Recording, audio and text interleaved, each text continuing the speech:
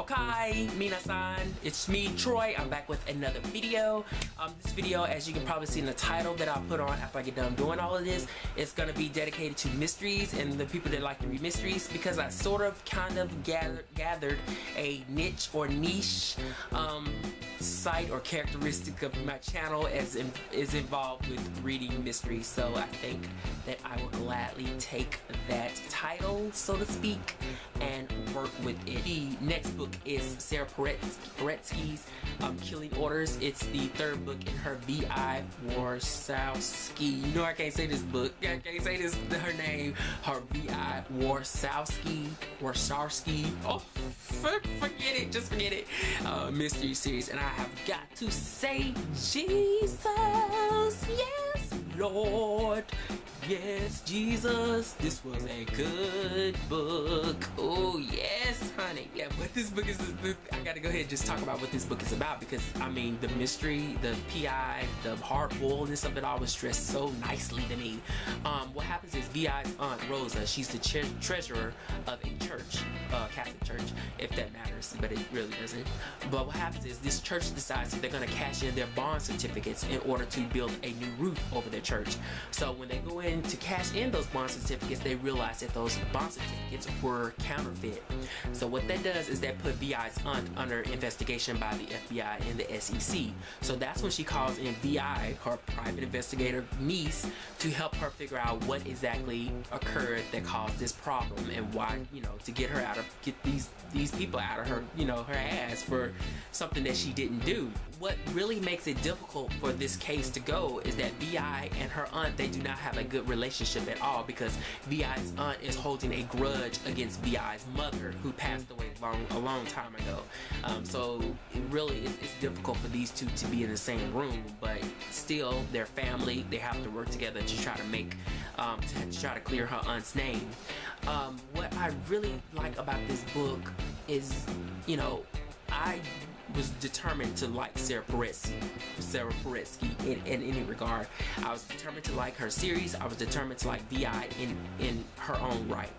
But what really solidified me as this being the third book is that two things happened.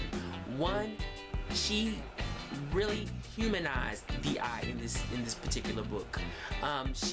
By uncovering VI's family past, it's like we really get to see that VI is much more than this private investigator who is good for shooting her gun and jumping out of cars and child, you know, like I said in another video, VI has no problem jumping on a dude. Like, she will beat a dude's ass if she has to.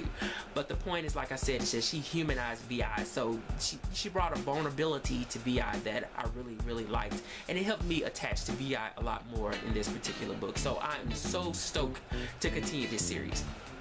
A second thing that Paretsky did, which really made me, you know, start to really try to, you know, love this series a little bit more, is that she did not convolute the setup of her mystery. So what I mean by that is, like, in the first book, she used insurance fraud to dress her mystery. So that means that she convoluted it too much about, you know, dressing her mystery with this subject matter. You know, each chapter was pounded with information on insurance fraud and less focused on the mystery to me. And in the second book, she used the Chicago Freighters to dress her mystery, and once again, she convoluted the whole mystery aspect in relation to the Chicago Freighters, and it was just too much. But in this one, she did stock certificates, stocks in general, and other financial subjects to dress her mystery, and she did a fantastic job. That it was just, it flowed so nicely with in relation to the mystery that I had no problems following along. Because in the previous two books, when I got to the end of the book, that's when I was like, oh, so that's what was going on, you know what I'm saying? But in this one, I followed it along just nicely, that I cut up with her pace and her speed, and I understood exactly what was going on in relation. Somebody just texted me in relation to her subject matter. So I have to say that I'm very excited to continue to read that series. Next book we have is Mandarin Plaid by S.J. Rozan. Oh, Lord, I'm tired already. I'm just tired. Listen, if you like to go to bed, if you like to take your naps in the sunshine like a cat, if you drink NyQuil at night, if you drink Benadryl at night, then this is the perfect alternative to those things. You can read this book and your ass will be knocked knocked out flat. Like, it's just a never fail occasion. Really, gosh, I don't even know where to start with this book. This is the third book in S.J. Rozan's Bill Smith / Lydia Chan mystery series. So it's a PI mystery series. It's hard-boiled, and she takes the perspective of Lydia Chan and Bill Smith and alternate them throughout each book. So the first book was Lydia, the second was Bill, and this being the third one was in Lydia Chan's perspective. With that being said, what happens in this book is a fashion designer has her design stolen, and the culprit is sending out a notice for $50,000 ransom in order for her to get her designs back. So the fashion designer decides to hire Lydia Chan to do the drop-off of the money. When Lydia Chan goes about doing the drop-off at a park in New York, she is fired at with a gun, and the package ends up getting stolen. So nobody knows who has the package. Nobody knows who's fired the gun. However, a murder ends up occurring in relation to this case, and then BI is on the prowl to figure out how this murder related to, you know, who stole the package of the $50,000. And yes, we were asleep pretty much the whole time. What I'm learning now is that while S.J. Rozan switches up the perspective of each of her protagonists, the problem is that Bill Smith, as the male character, is getting the much more thrilling stories, and Lydia Chan is getting the simple, dull, pedestrian, just chabu. She need to ramp it up for the next couple of books or something. I don't know.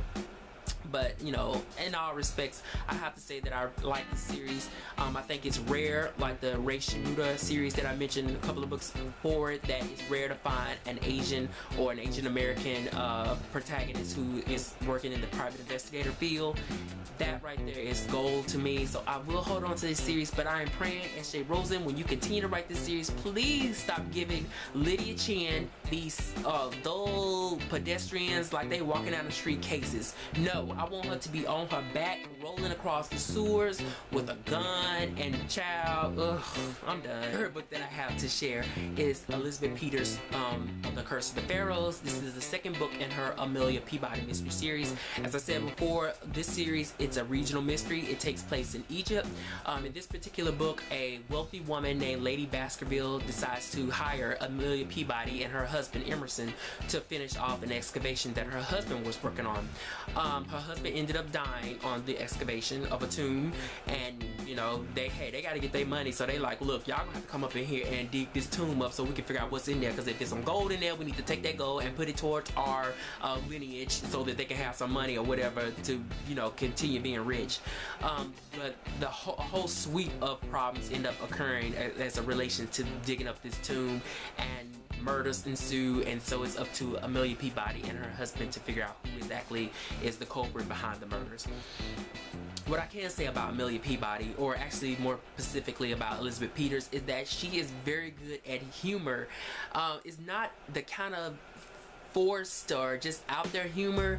It's so subtle that you will find yourself reading the book and listening to and reading the dialogue, and you're like, oh, that is she be cutting them. She cuts, like, her characters, they cut each other so humorously and so low blow that it's so delicately done that you really don't even, you be like, girl, she be just throwing shade at everybody up in this book. So I just thought that was a really good series. I really do like that series, and I'm gonna continue to read that. So if you want something that's regional, that's like a low blow kind of funny but still is taking a dig, or and as far as the mystery element, that's as structurally sound as anything else, then I would suggest that.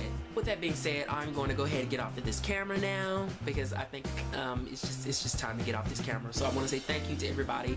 If you read any of these books, please comment below. If you would like more details, please comment below, or click on the links that I provided that shows more details concerning what I thought about these books, and comment there. Have a good damn time, and I'll see y'all next video. So thank you.